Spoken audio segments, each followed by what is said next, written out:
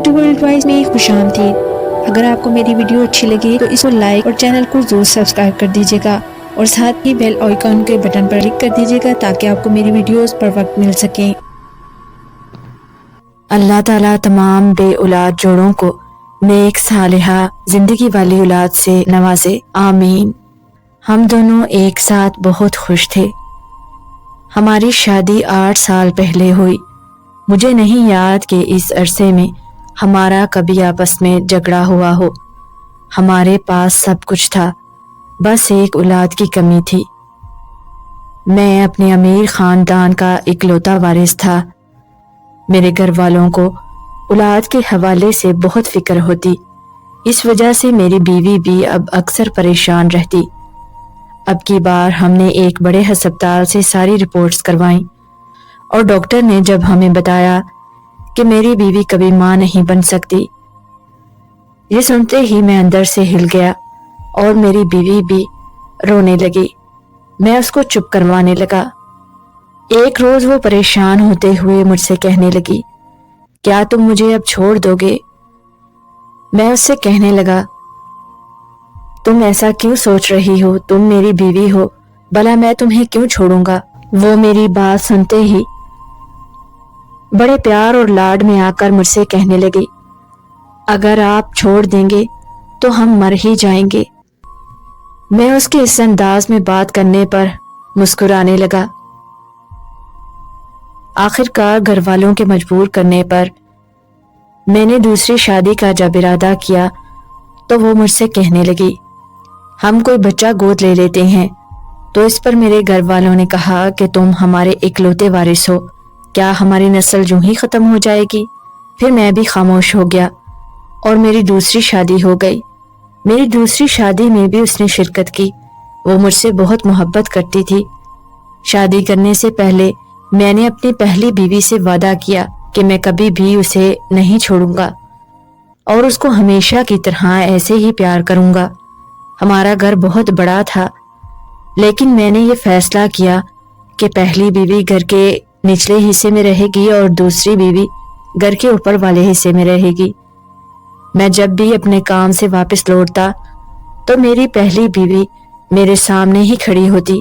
وہ ہمیشہ سے ہی ایسی تھی، میرا انتظار کرتی اور میرے گھر آنے پر پانی لا کر دیتی اور میرے آگے پیچھے پھرتی۔ مگر اب میری دوسری بیوی کو اس کی یہ بات بری لگنے لگی۔ ایک روز اس نے اس بات پر مجھ سے اعتراض کیا۔ اگلے ہی دن جب میں گھر آیا تو میری دوسری بیوی سامنے کھڑی تھی۔ میں حیرانگی سے اسے دیکھنے لگا۔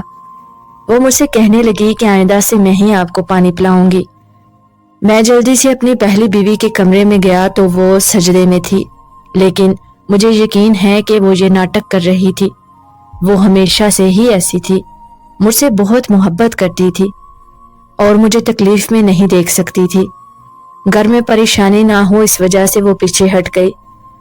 خیر، دھیرے دھیرے یوں ہی وقت گزرتا رہا اور میری پہلی اولاد ہونے پر میری پہلی بیوی بہت خوش ہوئی اور اسی خوشی میں وہ رونے لگی، لیکن میں جانتا ہوں وہ کس بات کو لے کر روئی ہوگی۔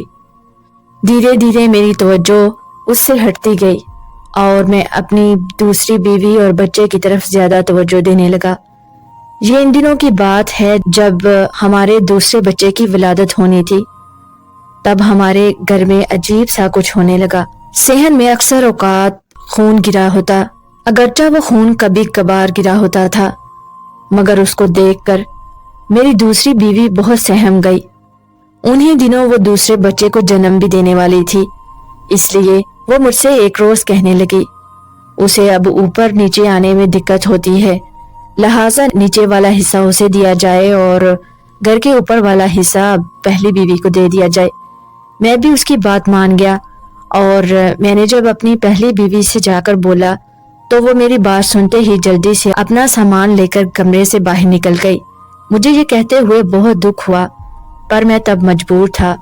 پہلے تو وہ گھر کے نچلے حصے میں رہتی تھی، اس وجہ سے روزانہ ہی اس سے ملاقات ہو جاتی۔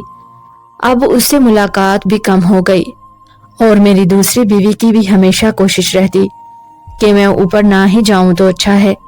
گھر آتے ہی وہ بچوں کو میری طرف بھیج دیتی اور میں بچوں کے ساتھ کھیلنے لگتا اور کھانا کھا کر سو جاتا۔ میری پہلی بیوی میری سوچ سے بھی زیادہ صابر نکلی۔ اس نے مجھ سے کبھی شکوہ نہیں کیا۔ حیرت انگیز طور پر صحن میں پھر خون گرنا بھی بند ہو گیا۔ ایک رات مجھے یوں محسوس ہوا جیسے میری پہلی بیوی رو رہی ہو۔ مجھے اس کے رونے کی آواز آئی۔ میں چونک کر اٹھا اور باہر کی طرف نکلنے لگا تو میری دوسری بیوی نے آواز دی، کدھر جا رہے ہو؟ وہ پھر مجھ سے کہنے لگی، میری طبیعت کچھ ٹھیک نہیں، اوپر مت جانا، بچوں کا خیال کون رکھے گا؟ میں واپس بستر پر آ کر لیٹ گیا۔ پھر میری بھی آنکھ لگ گئی۔ وقت کا پہیہ یوں ہی چلتا رہا اور ہمارے 3 بچے ہو گئے۔ میں تو جیسے اپنی پہلی بیوی کو بھول ہی گیا۔ وہ ہمارے گھر میں ایک اجنبی کی طرح رہنے لگی۔ ایک روز میری دوسری بیوی نے مجھ سے کہا کہ اب میں اس کو فارغ کر دوں، یعنی اپنی پہلی بیوی کو چھوڑ دوں۔ وہ مجھ سے کہنے لگی اب اس کی کیا ضرورت ہے۔ اس سے پہلے کہ میں اس کو کوئی جواب دیتا، اتنے میں مجھے پھر سے میری پہلی بیوی کے رونے کی آواز آئی۔ اس بار یہ آواز کافی تیز اور درد سے بھرپور تھی۔ میں جلدی سے اوپر گیا تو دیکھا کہ خون گرا ہوا ہے۔ میں خون دیکھ کر ڈر گیا اور جب میں نے اپنی پہلی بیوی کی طرف دیکھا تو وہ بہت ہی بری حالت میں بیٹھی تھی۔ یہ خون اس کے منہ سے نکلا تھا، یعنی اسے خون کی الٹی آئی تھی۔ آج بہت عرصے بعد میں نے اسے دیکھا تھا۔ اس کا رنگ سیاہ ہو گیا تھا۔ میں نے فکر مند ہوتے ہوئے اس سے پوچھا، تمہیں کیا ہوا ہے؟ اتنے میں وہ بولی کہ میرے سر میں بہت درد رہتا ہے۔ میں نے شرمندہ ہوتے ہوئے اس سے پوچھا، کسی ڈاکٹر کو نہیں دکھایا؟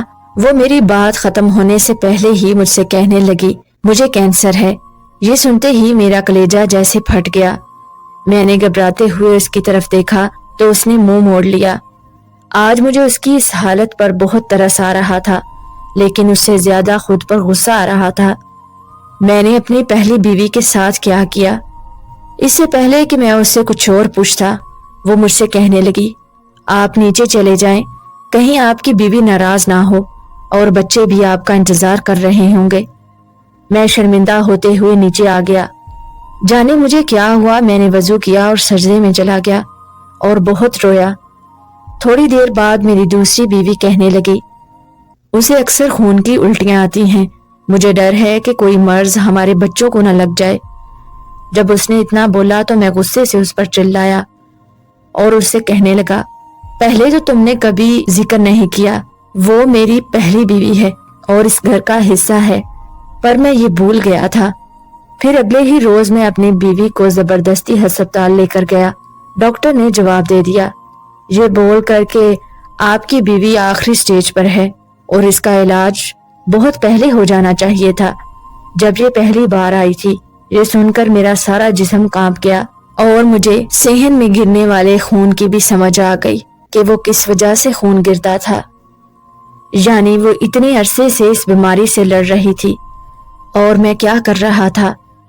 کچھ ہی دنوں میں میری پہلی بیوی فوت ہو گئی۔ مجھے اس کی بات شدت سے یاد آنے لگی، اگر آپ چھوڑ دیں گے تو ہم مر جائیں گے، اور میں اسے چھوڑ ہی تو چکا تھا۔